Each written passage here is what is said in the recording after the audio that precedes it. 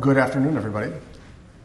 My name is David Myers. I teach in the History Department here at UCLA, and I'm delighted to welcome you on behalf of the Alan D. Levy Center for Jewish Studies to this afternoon's lecture, which is part of the 1939 Society Program in Holocaust Studies. Please do join us at further subsequent events of the Levy Center, which you can find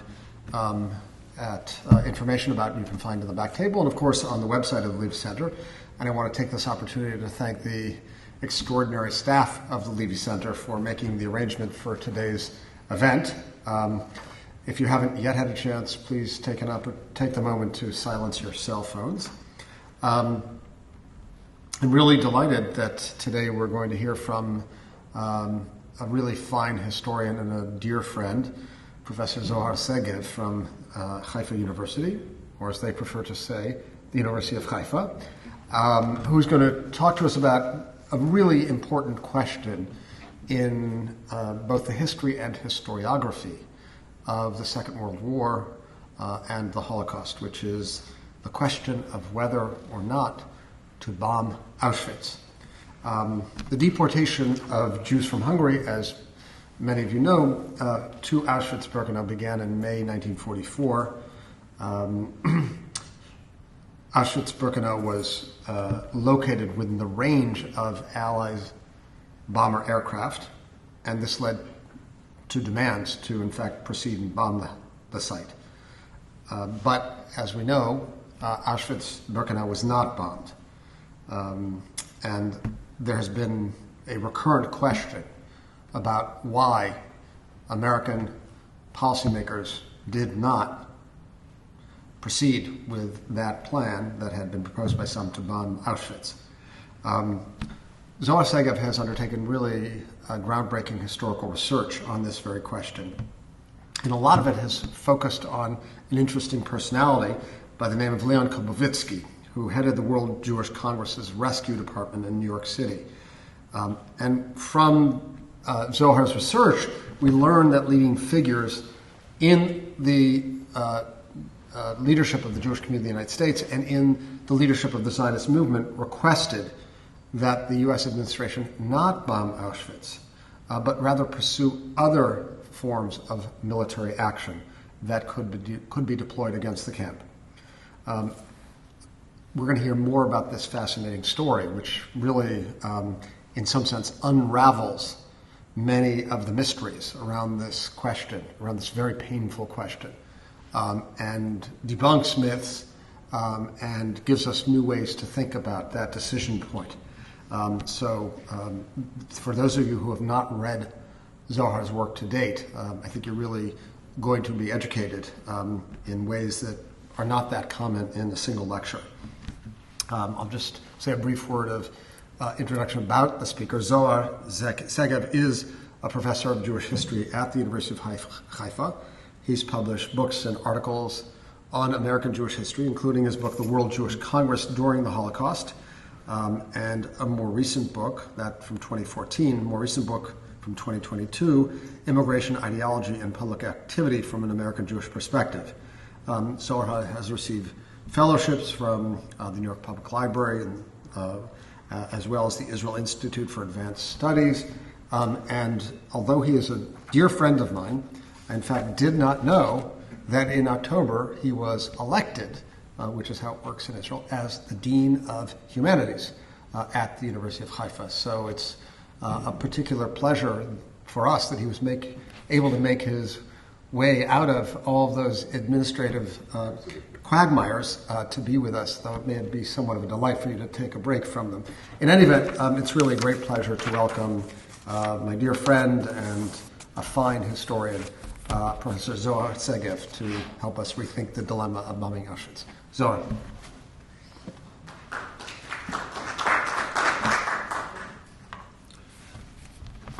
Thank you, David, for your warm opening remarks, and of course I'm grateful for the wonderful staff here at UCLA who organized the event. As David mentioned, the Auschwitz-Birkenau concentration and extermination camp was the largest of the sum of 2,000 Nazi concentration and labor camps, and the largest camp dedicated to the extermination of the Jewish people by means of gas. Over 1 million Jews were murdered at Auschwitz, as well as 70,000 Poles, 25,000 Roms, and some 15 Soviet prisoners of war. In the line with the convention in scholarship, I will refer to the camps simply as Auschwitz. The deportation of Jews from Hungary to Auschwitz began in May 1944. More than 400,000 Jews were murdered in the space of 56 days. Following the rise of power of the Hungarian Eurocross party in October 1944, thousands of Budapest Jews were murdered on the banks of the Danube, and tens of thousands were forced to join death marches toward the Austrian border. In all, approximately more than 500,000 Hungarian Jews were murdered. The extermination camp Auschwitz, to which Hungarian Jews were deported, was located within the range of the Allies' bomber aircraft, especially the 15th US Air Force that was operated from Italy, northern Italy. This led to demand being made to bomb the camp, which anticipated when it was clear that other attempts to prevent the murder of Hungarian Jews had failed. Supporters of the ideas believed that the bombing of the camp and destruction of its facilities would at least bring about a temporary halt to the murder or slow them. One cannot ignore the symbolic significance of a special and intensive effort on the part of the Allies to neutralize the machinery of extermination. The fact that the extermination camp was not eventually bombed, along with the powerful and dramatic impact of the murder of Hungarian Jews during the final stage of World War II, have turned the episode of the failure to bomb Auschwitz into a symbol of the powerlessness of the free world and of the Jewish leadership to rescue the Jews of Europe. From the late 70s, and following the publication of David Wyman's study, we can mention his well-known book, The Abandoned of the Jews, that was published in 1984, this book. The question of the failure to bomb Auschwitz camp has been at the forefront of the public and academic debate of the Holocaust. This is the most complex and complicated area of study that covers various arenas and a number of disciplines, beginning with the question regarding the technical feasibility of the bombing through examination of the information that was available to the Allies and to the Jewish Zionist organization with regard to Auschwitz, and up to the debate on the functions and reaction of a political and military department in the United States and Britain to the issue of the bombing during 1944. In this lecture, I wish to reveal information found in the personal archives of American Jewish activists who were involved in the question of the bombing of the camp, and in particular, the paper of Leon Kubowitzki, who headed the World Jewish Congress Rescue Department. While serving with the World Jewish Congress in New York, Kubowitzki played a leading role in the rescue effort directed by the United States Jewish Organization during World War II.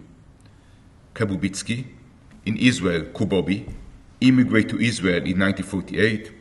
He was the Israeli ambassador to Czechoslovakia and Argentina, and the second chairman of Yad Vashem. From his documents, we can understand that Kubowitzki was planning to write a book about his rescue activities and took some relevant documents from the World Jewish Congress files. A few words about the World Jewish Congress.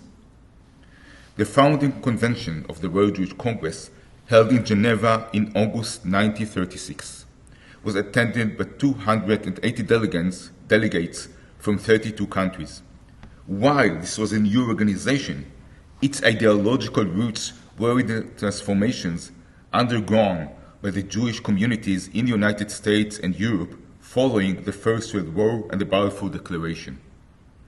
The World Jewish Congress was founded in order to carry on the tradition of the American Jewish Congress and of the Committee of Jewish Delegation by operating as a voluntary body that represented the Jewish communities and organizations worldwide vis-à-vis governments and international institutions, while fostering the development of social and cultural life in those communities. The founder and the first president of the World Jewish Congress was the Reform Rabbi Stefan Wise, one of the foremost Zionist leaders in the United States and an active supporter of President Roosevelt and the Democrat Party. Although it was named as an international body, the World Jewish Congress in fact operated as an American Jewish organization. Its headquarters were located in the United States. Its European and South American offices were founded by American sources and reported to the heads of the World Jewish Congress in the United States. This was the state of affairs even before the Second World War. The dramatic event in the life of the Jewish communities in the early 40s increased the importance of the American elements within the World Jewish Congress, which came to be seen as an American Jewish organization. Nevertheless, the fact that the organization had been founded in an international format, that many of the processes leading to its foundation had taken place in Europe, and that it was focused on assisting European Jewry, smoothed the way of European Jewish activists such as Kubowitzki, who had been involved in the organization's European activities, to become part of its apparatus soon after they reached the United States. Kubowitzki came to the United States in the late 30s. The World Jewish Congress archive contains a wealth of fascinating information regarding the organization's work on behalf of European Jews during the Second World War. A telling indication of the organization's importance at the time is the fact that the first significant reports on the final solution reached the United States in a telegram sent from the Congress Swiss office, which took a long and complicated route before landing on Rabbi Wise's desk in New York on August 2, 1942. This document is known as the Regner Telegram. You can see it here. It's an amazing telegram. For its sender, we have Regner, the World Jewish Congress missionary in Switzerland. The original telegram is in the Central Jewish Archive in Cincinnati.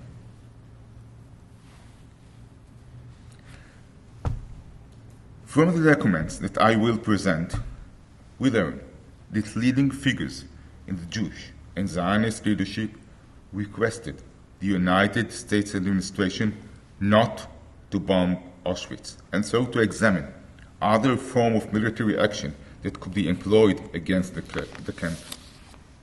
As a result, they became involved in complex military issues that was completely strange and unfamiliar to them. Careful reading of the studies devoted to the issue of the bombing of Auschwitz shows that while a number of scholars took note of this request, they present it as a peripheral enterprise that does not amount to a significant strategic step on the part of the United States Jewish leadership. The documents that I present point to a different state of affairs. The course of action taken by the United States Jewish leaders was indeed a significant strategic political step designed to damage the capability of the extermination camp by means other than bombing it. In his letter to John Pyle, the executive director of the War Refugee Board, in July 1st, 1944, Kubowitzki wrote, "The destruction of the death installation cannot be done by bombing from the air. And the first victim would be the Jews who are gathered in those camps. And such a bombing would be a welcome pretext for the Germans to assert that their Jewish victims have been massacred not by their killers, but by the Allied bombing." And here is the letter itself. Just to read is mine. The emphasizing the original letter. Kubowitzki report on the energetic and over to promote action on the ground directed at Auschwitz extermination installation to the Zionist leadership in Palestine. On October 16, 1944, he wrote to Yitzhak Greenbaum, chairman of the Rescue Committee of the Jewish Agency in Palestine, informing him of the efforts made by him and his colleagues to bring about such an action. He makes no mention of an aerial bombing. Kubowitzki regards the difficulties of communication between him and Greenbaum and stated that the present letter constitutes part of an ongoing dialogue between the two rescue activists regarding an attack on Auschwitz. In late October 1944, the United States General Consul in Jerusalem conveyed to Greenbaum a message from the War Refugee Board in Washington. These documents, prepared by Kubowitzki, tells of the political activity conducted in London to this end and of an approach regarding this matter to the Soviet Union's embassy in Washington. The document underscored that the War Department in Washington has fully informed General Wilson, Allied commander in the Mediterranean, with regards to the Anglo-American action in the matter of the death camps. Military issues were central in the correspondence between Kubowitzki and Greenbaum. Kubowitzki informed Greenbaum of the full scope of the activity that he and his associates were conducted in the United States and elsewhere toward promoting ground operation against the camp, and mentioned the name of other American Jewish figures who were involved in this effort, such as Nahum Goldman. He writes, again in October 16, 1944, as follows. I also discussed with Mr. Alexander Kapstein, consular of the Soviet embassy, our suggestion concerning the use of Soviet paratroopers for the destruction of the death installation. Mr. Kapstein informed me that the ambassador had already cabled to Moscow on this matter after a talk he had had with Dr. Goldman and Goldman, and promised to convey to Moscow our recent information and request. The effort to promote military operation by Soviet paratroopers are just a tip of an iceberg of a wide scale of activity to ensure a ground rather than aerial operation against the extermination facilities at Auschwitz. At the end of August 1944, Kubowitzki wrote to the Assistant Secretary of War, John McCloy. He expressed how much he appreciates the United States administration commitment to assist the Jews of Europe, adding that he was aware of the serious obstacles that stood in the way of a military action against Auschwitz. In the following paragraph, Kubowitzki wrote that as a representative of the World Jewish Congress, he had not requested that the extermination section be bombed, but rather that it be put out of action by other means, and noted the following. You may notice that in this letter, July 1st letter that we saw earlier, we did not ask for destruction of the death installation by bombing from the air. We asked that the destruction be done either by Soviet paratroopers or by the Polish underground. More recently, we have suggested that the paratroopers should be members of the Allied forces who would volunteer for the task. And here is the letter itself. Again, just the red is mine. In contrast to the positive assessment of the United States administration position on attacking the extermination camp, with which Kubowitzki's letter began, its ending was rather more somber. Kubowitzki spelled out the historical significance of failing to act against the Auschwitz extermination section and voiced criticism of the American administration failure to do so thus far. The remains of the Jewish population in Europe are being exterminated in the death camp at a rate of 12,000 a day. So they knew everything in the camp of Auschwitz alone. I'm afraid history will fail to understand that no way has been found to slow down the pace of the annihilation by the destruction of the instruments of murder, the gas chamber, the gas vans, the bath, the crematorium. McCloy responds immediately. His reply clearly demonstrates that the United States officials in Washington and senior military commanders seriously consider the option of a ground operation against Auschwitz. McCloy wrote as follows: "The use of operational troops to which you refer in your letter must be subject to the discretion of the theater commander. Such operation, as you suggested, could fall within the discretion of the Allied Mediterranean commander, and he has been fully informed of the situation obtaining in the death camp areas. He must be the judge of the practicability of such an operation and its likely result. I am sure he would do anything he felt he could to check those ghastly excesses of the Nazis. Perhaps an alteration in the tactical situation may make it possible for him to take some effective steps along the line you propose." Kubowitzki fought the idea of deploying volunteers on another occasion as well. He wrote to McCloy about a report in the New York Times on an operation conducted by an Australian troops to liberate French prisoners facing death at the hands of the Nazis. The Australian officers interviewed by the paper was quoted as saying that he and his men had been willing to risk their life in order to liberate the prisoners. Kubowitzki expressed his confidence that a sufficient number of volunteers could be found who were willing to take action to liberate Jews. In his words, I quote, "Enough volunteers would be found to participate in such an adventure." The story about the Australian officer and Kubowitzki suggesting that the paratroopers should be members of the Allied forces who would volunteer for the task or willing to risk their life indicate that he understood that the ground attack was a very dangerous mission and most volunteers will be killed. On October 17, 1944, Kubowitzki reported to the Advisory Council on European Jewish Affairs and the European representative, so it's not just World Jewish Congress, on the supreme effort to bring about an attack on the extermination apparatus at Auschwitz as follows. It is the letter of McCloy that I quoted earlier.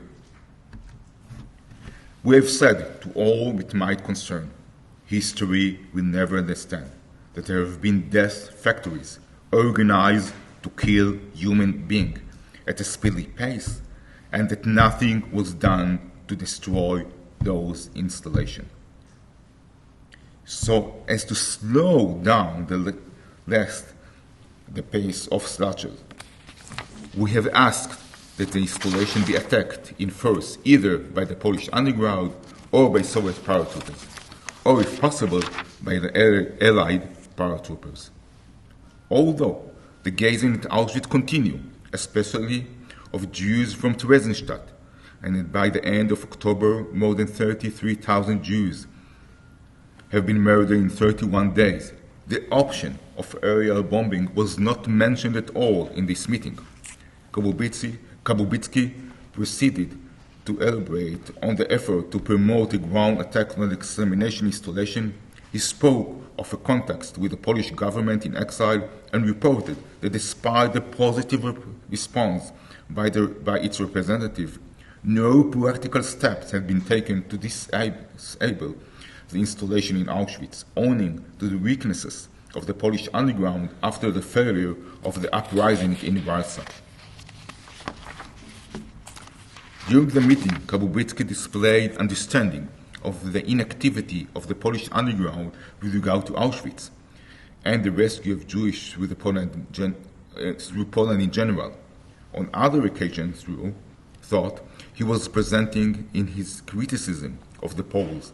In a letter to Schwarzbach, a member of both the World Jewish Congress and the Polish National Council in London, for example, Kubowitzki sought to use the letter's close ties to the members of the Polish government in exile to convey to them that the Jewish public was extremely critical of the Polish underground's failure to take action against the installation extermination in Auschwitz. Kubowitzki emphasized that a strong criticism stemmed from the fact that his failure to act against Auschwitz came on the top of other instances in which the Polish government in exile had refrained from coming to assist the Jews on Polish soil. From the protocol, we can also learn that the heads of the World Jewish Congress had approached Jan Masaryk, the foreign minister in the Czechoslovakian government in exile, to check whether the Czechoslovakian underground could play a part in an operation directed at Auschwitz. After consulting the relevant officials and his colleagues in the government in exile, Masaryk reported that they had concluded that such an operation was not possible. The tenor of the discussion at this meeting reflected the overwhelming sense of powerlessness felt by the head of the World Jewish Congress and other Jewish leaders. This is manifested in Kubowitzki's remark toward the end of the meeting. And if there are some appropriate method we did not resort to, and you want to suggest to us, please do it.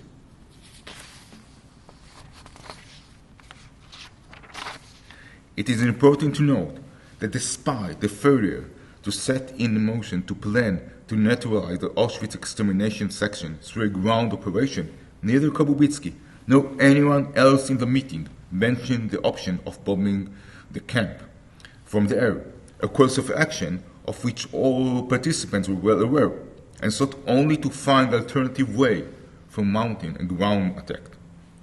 Kubowitzki did not give up. At the same day of the meeting, Kubowitzki wrote a long letter to Jan Pemkens, the Czechoslovakian ambassador in Washington.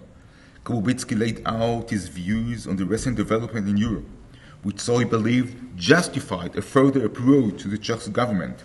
He explained that the German weaknesses position in the European theater left an opening for a significant intervention on the part of the various underground forces, and the Czech underground in particular, aimed at rescuing Jews. He believed that the success of the French resistance during the campaign to liberate France demonstrate the huge potential of an underground action. The French experience indicate an operation conducted by the Czech underground could well do major damage to the German apparatus of extermination. He wrote inter alia as follows: The German war machine shows many signs of weaknesses, and energetic measures which would have been a failure 3 or 4 months ago may be successful today. The German may even be able to get rid of the ability of keeping Jews imprisoned through token resistance, suggesting, therefore, we would be grateful to the Slovakian government if it would give instruction to its underground forces fighting along the Hungarian border, but especially those fighting in the Subcarpathian Russia, to do the following.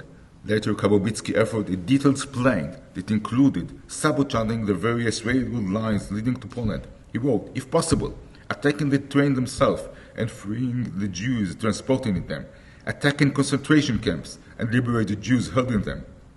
Let us conclude with a detailed list of the main railroad lines running from Hungary to Poland, and in which the Slovakian underground was asked to take action. And this is the letter, and here is the list of the lines. The letter, telegrams, and protocol demonstrate that during 1944, the leadership of the World Jewish Congress focused its effort prominently on bringing about a ground operation against the extermination apparatus in Poland and in the rail lines leading to it.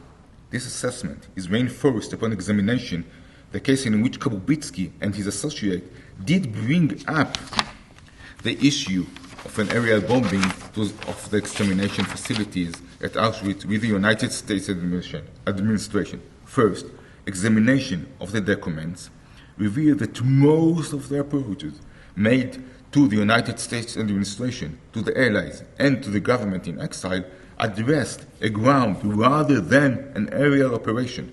Moreover, we found that the requests to mount a ground operation are made by a third party, and merely transmitted to the United States and British authorities by the World Jewish Congress. Thus, is in a well-known letter of August 9, 1944, the one that we can find in the Holocaust Museum in Washington, Kubowitzki transmitted to Undersecretary of War McCloy a request submitted by Ernst Fischer, a member of the Czechoslovakian government in exile and of the Czechoslovakian State Council. It was not Kubowitzki's isolated and personal course of action. It was a significant strategic decision. This was accepted by the institution of the World Jewish Congress and shared with the Zionist leadership in Palestine, which constantly guided the World Jewish Congress dealing with the United States administration, the Allies, the government in exile, and the government in exile. Kubowitzki and his colleagues were well aware of the tremendous military effort of the Allies in Europe during the summer of 1944. But from their perspective, destroying the death facilities in Auschwitz and saving Jewish life should be part of the strategic goals of the Allies in 1944. Reinhard Wigner, that we saw his telegram at the beginning of the lecture, expressed this view. It was always said, we have to win the war. We told the military leaders and the political leaders, we shouldn't only aim to win the war, but we should also try to help those who were condemned to death. There was a kind of moral intensity that revealed, and it was terribly difficult to accept. I pleaded many times with the American and British authorities who were accessible to me. We don't want to win the war, only to find that all our people will be dead. However, later post-war reference by the leader of the World Jewish Congress to the failure to bomb Auschwitz make no mention of the organization opposition to this step during 1944. The author of the official history of the World Jewish Congress likewise chose to ignore the organization involvement in the affair of not bombing of Auschwitz. Those involved in the failure to bomb Auschwitz preferred to erase from the memory, or at least to downplay these elements. One might suppose, in retrospect, the information that emerged about the Nazi extermination apparatus in general, and the murder of Hungarian Jews in particular, led to the conclusion that bombing Auschwitz from the air would indeed have been appropriate in 1944. A survey of the episode of not bombing Auschwitz indicates the importance of bringing archival materials outside the United States into the American Jewish historical discussion. American Jewish rescue activities in the 40s were active in the United States, but the nature of the work was universalistic. In addition, some of them, like Kubowitzki, immigrated to Palestine in the second half of the 40s. As a result, we cannot understand the event in the 40s without referring to relevant documents in European and Israeli archives. It is difficult to evaluate the extent to which the failure to bomb Auschwitz can be attributed to the opposition to such an attack voiced by the World Jewish Congress and other Jewish leaders. One may suppose that in the light of the significant role played by the organization within the overall rescue effort conducted in the United States, its opposition to this course of action contributed to the criticism of the opposition within the United States administration to bombing the camp. And before finishing, I actually think that I found the smoking gun that show the importance of the resistance of the World Jewish Congress and other Jewish organizations to bomb Auschwitz. And it's a protocol of the rescue committee of the American Jewish Congress. The American Jewish Congress was an umbrella organization of all the major Jewish organizations in the United States, established in 1943 and operated till 1949. And it's a protocol of the meeting in August 10, 1944, of the Rescue Committee, and a representative of all the major Jewish organizations And here, Pell, the chairman of the War Refugee Board, had been asked about the possibility of bombing Auschwitz. And this is what he answered. Mr. Pell doubt that thus could be done. He said that a proposal to bomb the facilities had been objected by the Jewish organization because it would result in the extermination of a large number of Jews there. And the alternative, he said, was to send an underground detachment. He asked whether we had taken this up with the Polish government in exile, and he expressed doubts that the Poles could, unclear word, find the strength for such an engagement. Thank you very much. But I'd like to begin by asking, really, what does it matter? Why do you think it's important to, first of all, disabuse people of the view that the United States government disabuse people of the idea that the United States government didn't want to bomb Auschwitz for its own reasons? Why is it important to complicate that picture? And what do you think we learn from this new set of findings that you offer that sheds new light on our understanding of decision-making and Jewish and American action during the war? First, I think it's important. There is very intensive debate about the Roosevelt administration during the Holocaust.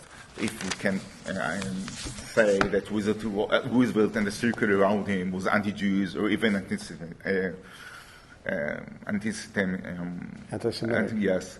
And I think that what we can learn from the documents that I present, that it wasn't the truth. It is so complicated. That reality in the 40s, it is so complicated. And from our perspective today, it's really hard to understand what happened in the 40s. And I'm sure that Kubowitzki and other Zionist leaders was sure that they did the right thing during 44 and the beginning of 45. So one thing we learn is that it wasn't the case necessarily that a group of anti-Semites surrounding Roosevelt made a decision on behalf of Roosevelt not to bomb Auschwitz. The question is, how high did the decision-making get to sort of, we seem to go up to McCloy. Does it go higher than McCloy? I couldn't find any evidence in the file of the State Department or the White House. So doesn't this... But communication doesn't go higher. But the War Refugee Board was the most important agency that was operated to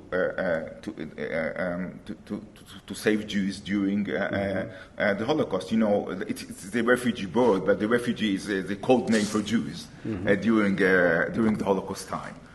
So actually, it's one of the most important figures. The most important persons who deal with rescuing Jews during the Holocaust. So do you think that, I mean, one might argue that it's a reflection of a relative lack of interest in the fate of Jews in Auschwitz, that the suggestion was that Soviet and Polish resistance fighters do the job.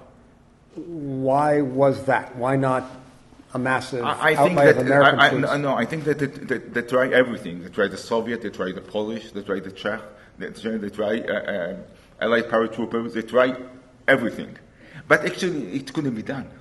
Because it was too complicated. Too complicated and complicated. At that point actually, I'm sure that you know that there was some paratroopers who have been sent for Palestine to Europe. And it was a completely failure. Yeah. I think that 90% of them have been killed, and the one who haven't been killed couldn't do anything. So it couldn't be done. It couldn't be done. The only option was bombing from the air. Okay. The only option was if you want to do something, it's bombing from the air. A ground assault would not have worked. Yes. And actually, if we were talking about bombing from the air, we have to understand that the Air Force didn't have the technical capability that they have today. And in terms of precision. Absolutely. Right. So tell us about Kubowitzki. Tell us a little bit about his personality, and what do you think? Was he devastated by the outcome of the deliberations? Meaning, he's suggesting don't bomb. Let's pursue other means. He talks to Masaryk. He talks to McCloy. Nothing happening. What do we know about how he responded? It's not just Kubowitzki. There's a group of European Jews from Central Eastern Europe who actually immigrate for the United States. Were active in the public sphere Who's that? Robinson? Robinson, Kubowitzki, Benjamin Aktzin, Aryeh Tartakover, and they were very they were very active in whole rescue activities in the United States. They have connection in Europe. Their family was still in Europe. They had friends in Europe. They knew the language. So they did most of the practical rescue work in the United States, and all of them had a lot of criticism against the Jewish leadership and against the American Jewish leadership that they didn't do more. And you can see it in what Kubowitzki wrote, what Kubowitzki said in the meeting that in the protocol that I present in my presentation. Remind us, what did he say and what did he think about American Jewish leadership? I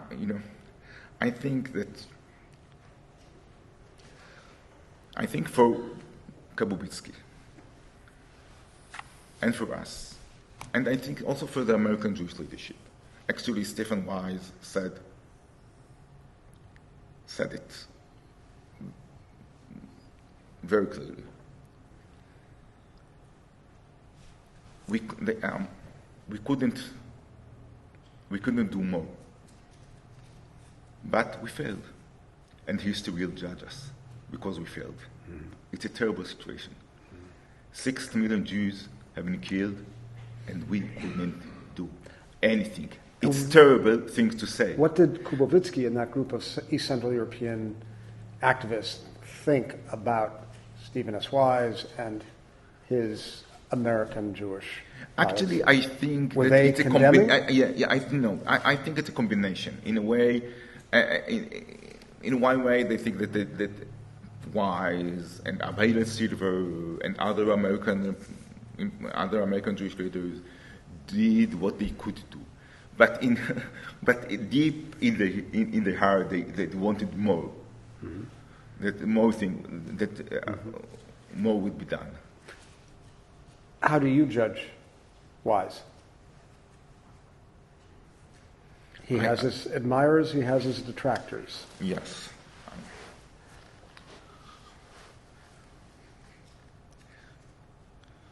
I think that it's, as a Jew, as an Israeli, as a Zionist, it's very hard for me to accept that nothing could be done. But in a way, I agree with Wise. I agree with Wise. Nothing could be done and we failed. Could be done. No. That particular. No. In the reality of after 43, nothing more could be done. And actually, just it's everyone at the rescue. It's a whole world. So, but actually, it's a minor achievement. 2,000 children that you can save from France. Sporadic Jews in Bergen-Belsen, something like but actually you couldn't. Jews for the Jewish community in Bulgaria, the Jewish community in Denmark, but you couldn't stop the process. It's a terrible thing. Nahum Goldman wrote in 1943 a letter to Greenbaum that I mentioned in the lecture. In April 1943, He wrote to Greenbaum. He said, and he wrote, from the United States to Greenbaum, all the Jews in Europe would be killed, would be murdered, except for the Jews in Great Britain and in the part of Soviet Union that haven't been occupied by Germany. He said, it's a terrible thing to say, but we're fooling ourselves if we are not saying it out loud.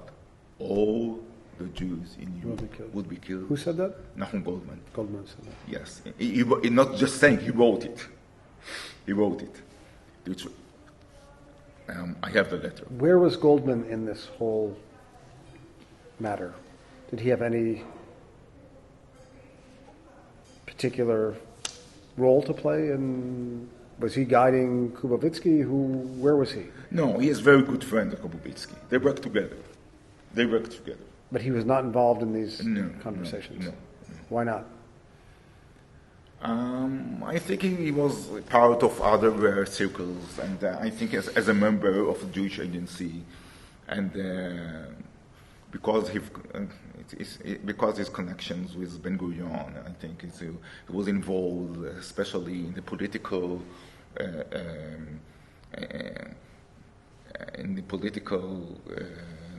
debate regarding the establishment of a Jewish state in the political arrangement after the Second World War, and less in the rescue activities. So, what does this whole episode tell us, and you in particular, about the World Jewish Congress and its value as an organization, its utility, its effectiveness?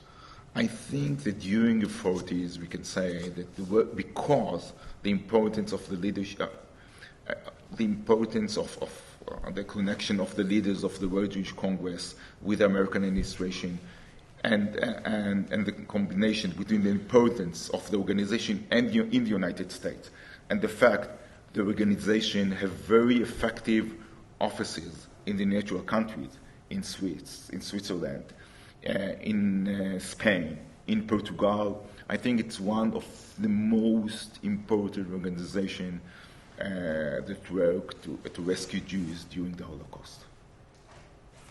But as we've discovered, minimally yes, effective. but it's minor. Yes, it's minor success. It's 1,000. It's even hard for me to say that it's minor success, but it's 1,000 there, 500 there, children from. That's it. Not millions and not hundreds of thousands. Yeah, and you said something in the talk that maybe we can elaborate on, if I understood correctly. It was established as with the idea of being a kind of independent force between a mediator, in a certain sense, between Israel and diaspora Jewry. But it seemed to, if I understood correctly, to be, was it taking its orders from the Zionist movement? No, absolutely not. Absolutely not. And you can see it especially after the war. One of the main goals after the war of the World Jewish Congress was to re-establish the Jewish communities in Europe. Not just in Western Europe, but also in Eastern and Central Europe. And it was completely against the idea of bringing all the Holocaust survivors and etc. to Palestine. And this was true also in 1944 when it absolutely was... Yes. It had its own, in a sense, independent foreign policy. It's of course, it's not an anti-Zionist organization, but it's not a Zionist organization. It's a rare combination. Okay. Let's open up to your questions. Yes, please. Yeah, so I may have missed it, but I know you know that there were 3 escapees from Auschwitz. Yes. Incredible details were very validated that this happened before the Hungarian Jews were being brought. The reason they risked their lives to escape was to stop the murder of the Hungarian Jewish population. And it went through Switzerland and then went through the government. And what I've read is that these people who got that information had no doubt this was going to happen. There wasn't a question that the extermination of the Hungarian Jews was going to happen. And so I guess, yes, the air airplanes were not precision, but even a symbolic thing. I mean, it's just crazy that you know it's going to happen. There's no question that 500,000 Jews are going to die, and yet you're saying to me that I'm not a senator. No, but I'm saying I don't understand how at that time. I'm not talking about looking back. At that time, the knowledge that this was going to happen was clear, and therefore I don't see any other reasoning except to say we have to stop this however we do it. Yes, we'll kill some Jews, but you can't have 500,000 Jews die. So your point is, why wasn't the argument by any means necessary, as grave as the crisis? That's what I would have looked at it. Even if it was a bomb that didn't hit them, at least it would have been symbolic.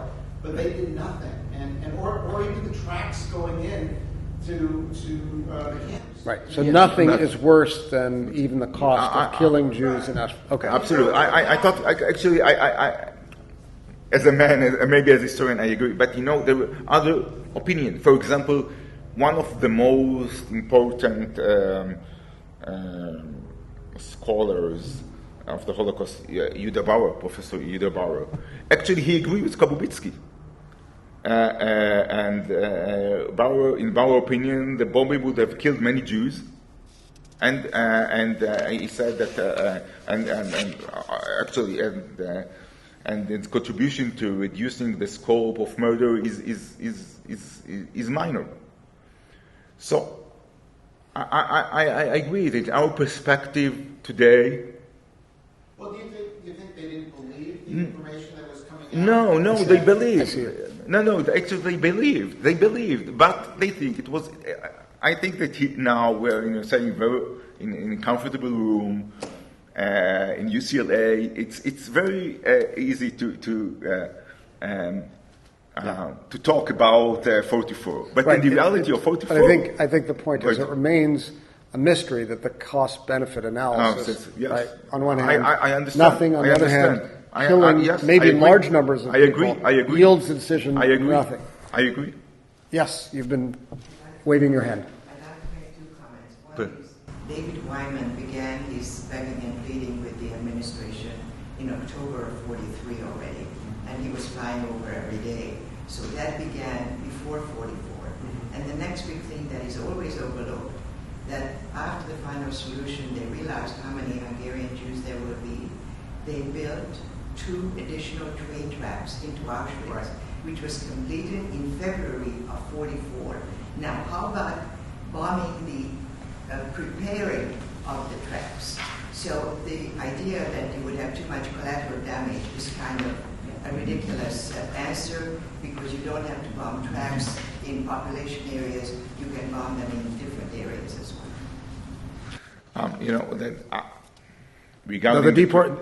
Remember, the Germans didn't go into Hungary until March 19th. Very personally from Hungary. Where in Hungary? From Budapest? Where in Hungary? Budapest. I was in the hospital with my mother when the Nazis came in, so I take this a little bit more personally, especially when a lot of it is overlooked or not. Silence is complicit. When you avoid something, then what's left out.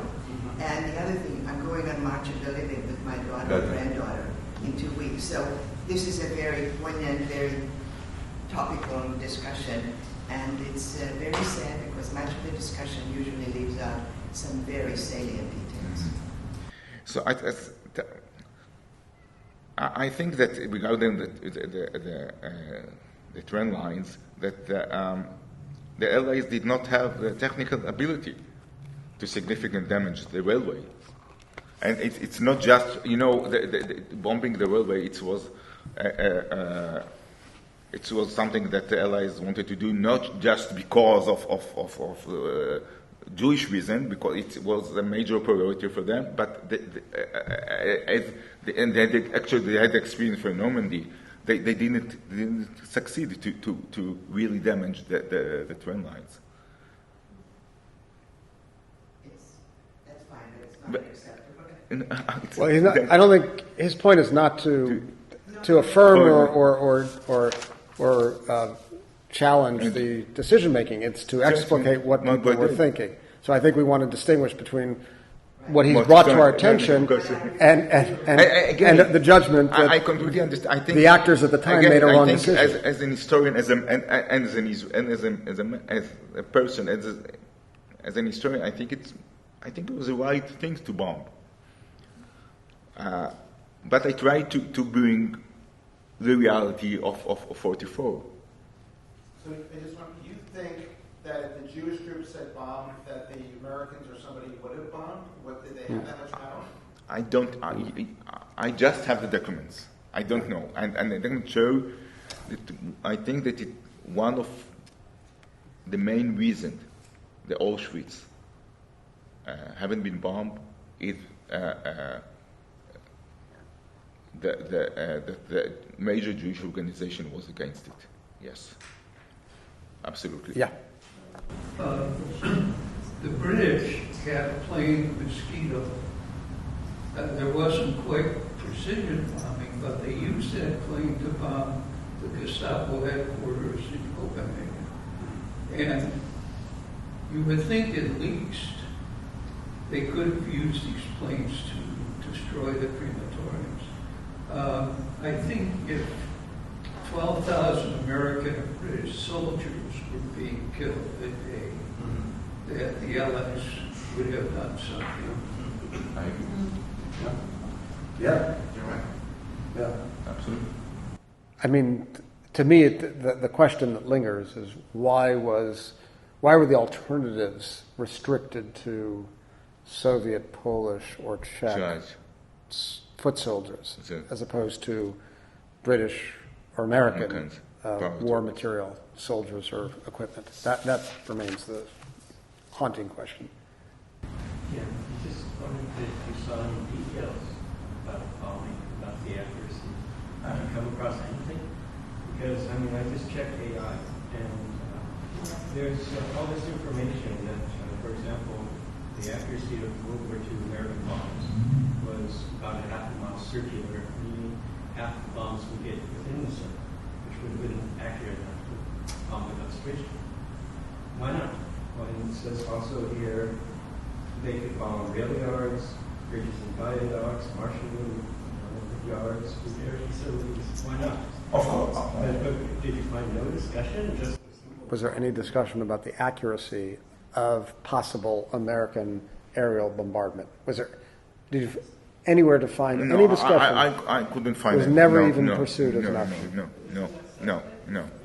Of course. Of course, they had photos of Auschwitz. Of course, they knew it. So it's the question: why not? These letters are far too general. This is not serious. Bombing, yes, no, because if we kill people, that's not serious. That's not how people think in real life, is it? Probably so. Yeah, probably so. Probably that is how people think in real life. Yes. But it remains an open question. Like, you might not expect U.S. military officials, but Jewish officials like Kubowitzki, one might think, would have a more detailed risk assessment of the possible military strategies that they would pursue, like aerial bombardment versus ground assault. And I think the question that's come up is, why didn't they say, if you undertake an aerial bombardment, with the equipment that the United States Army has, it would produce this set of results? It doesn't sound like there was any risk assessment of any precision that we know of. I think I have just a letter that I presented. They say, if you're going to bomb Auschwitz, thousands and thousands of Jews would be killed. It's some way of general knowledge, general assessment. Yes, that's all. Do you think they have the same risk assessment values or tools in those days as they have today? I think it was almost having to make a decision, and someone like you said, why would they? The risk assessment against the bad and the good and all that. It's kind of a difficult. Yeah, well, your question is a very powerful one, though. Why, if it were 12,000 U.S. troops, the overall judgment would likely have been very different. I think that's a very powerful point. That's a very Absolutely. Sorry? But I think it's very difficult to think with the 21st century thinking how things were done there, because I'm sure many things were not as detailed and streamlined as it is today. 12,000 is a huge number, David. That's what I'm saying. And it's amazing. I think that researchers today agree that it's around 12,000 a day. In 40, they knew everything. They knew everything. 500,000. Kubowitzki wrote in July 44 that 12,000 a day, and it is the real number. Unfortunately, it's a huge number. It's unbelievable. It's unbelievable. Are there any other questions? Well, I think what we can say is you've answered some questions for us and opened new ones for us, which are actually old ones we've been asking for a very long time. But we do appreciate very much your stimulating us to think about these very powerful and painful questions. So thank you, Professor Zohar. Thank you for coming. Appreciate it.